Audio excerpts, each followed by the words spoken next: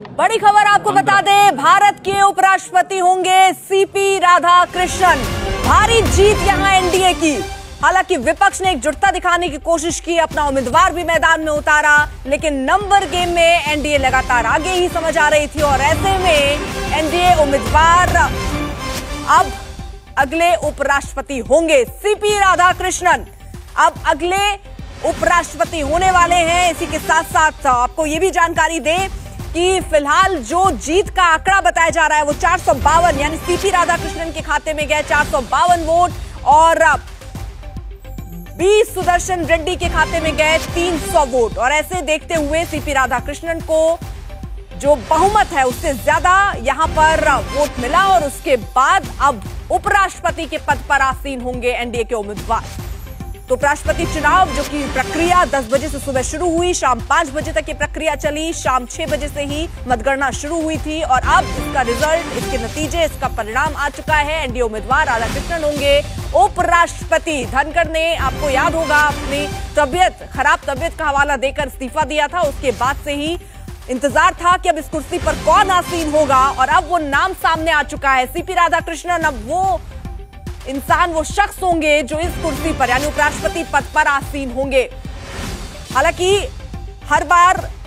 कई बार आम सहमति से ऐसे फैसले लोग हो जाया करते हैं, लेकिन विपक्ष ने यहां पर टक्कर देने के लिए और अपनी एकजुटता साबित करने के लिए यहां पर मैदान में बी सुदर्शन रेड्डी को उतारा और इसकी वजह से मतदान की प्रक्रिया हुई और 10 बजे से 5 बजे तक मतदान हुआ। उसके बाद रिजल्ट आया और रिजल्ट, क्योंकि एनडीए के पास वो बहुमत के आंकड़े से ज्यादा थे और इसीलिए अब भारत के उपराष्ट्रपति होंगे सीपी राधाकृष्णन।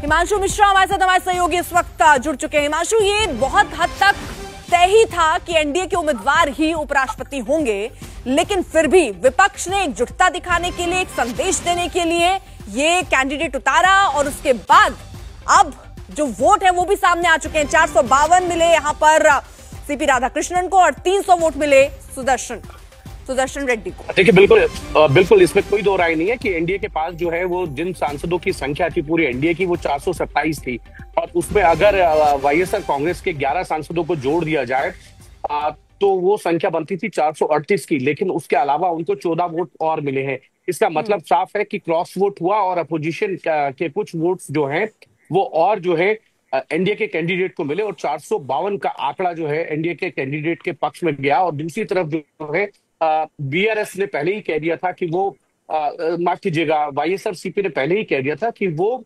सरकार जो है सीपी राधाकृष्णन उनके पक्ष में वोट करने वाले हैं। तो एक तरीके से अगर देखा जाए तो सरकार जो है इस चीज में कामयाब रही है।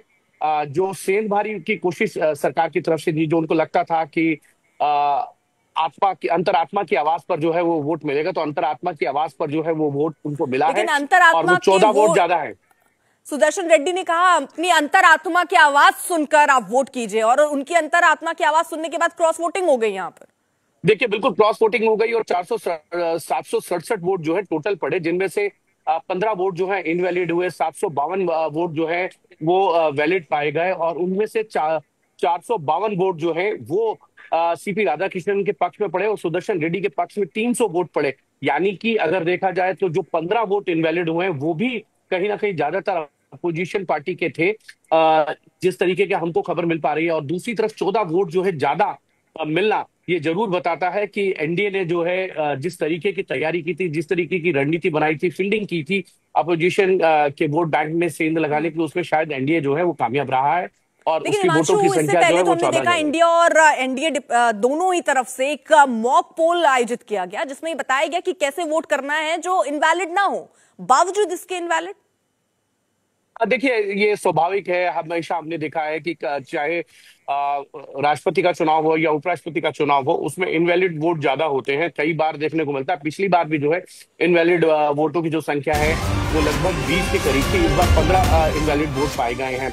तो ये एक बड़ी चिंता की विषय है कि जिस सांसद जो जनप्रतिनिधि हैं अगर वो वोट कास्ट करने में गलती कर रहे हैं, इनवैलिड कर रहे हैं, या वो जानबूझ के कर रहे हैं या फिर गलती से हुआ है उनसे, ये एक देखने वाली बात है। लेकिन इनवैलिड वोट 15 वोट इनवैलिड होना यानी कि 2% से ज्यादा का इनवैलिड वोट का इसमें आना, ये बताता है कि किस तरीके से जो है सांसदों को भी अभी जो है मॉक पोल के साथ साथ जो है उनको ट्रेनिंग देनी चाहिए, लंबी ट्रेनिंग की जरूरत होगी कि जो इनवैलिड वोट वो आगे से ना करे, चाहे वो राष्ट्रपति का चुनाव हो या उपराष्ट्रपति का चुनाव हो।